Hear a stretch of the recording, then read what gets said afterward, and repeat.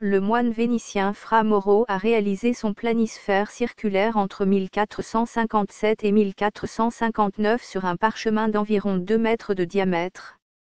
La carte est insérée dans un cadre en bois. L'original de la carte a été dessiné par Fra Mauro et son assistant Andrea Bianco, marin et cartographe, à la demande du roi Alphonse V du Portugal. Elle a été achevée le 24 avril 1459 et envoyée au Portugal. Cet exemplaire n'est pas parvenu jusqu'à nous.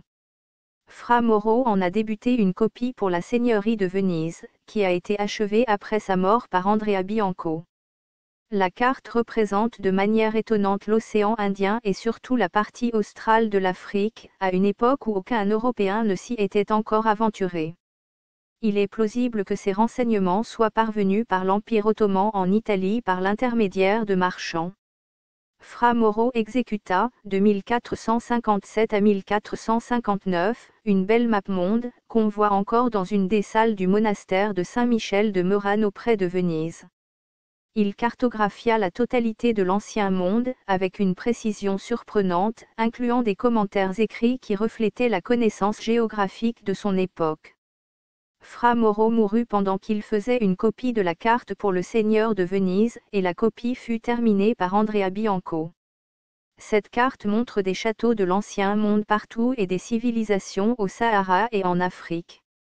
Cette carte dessinée à l'origine en 1450 montre un monde où l'Europe, l'Asie et l'Afrique sont couvertes de châteaux, même le désert du Sahara.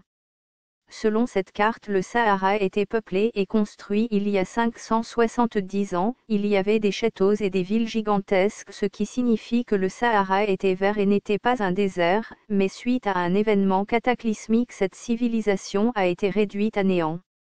Il est possible qu'il y a 570 ans il a pu se produire une tempête solaire qui a produit tous les déserts actuels ou une guerre atomique.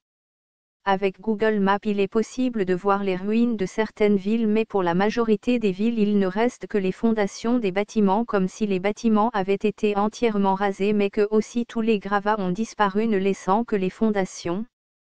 Cette civilisation aurait été détruite peut-être par une tempête solaire qui a vitrifié le Sahara le transformant en désert radioactif ou des chutes de météorites. Selon les tablettes sumériennes, Nibiru reviendrait tous les 600 ans, ce qui fragilise l'atmosphère terrestre et laisse passer les rayons gamma qui sont des rayons solaires mortels et qui effacent la mémoire des humains. Seules les civilisations qui ont prévu des tunnels sous terre avec des stocks de nourriture et d'eau peuvent survivre.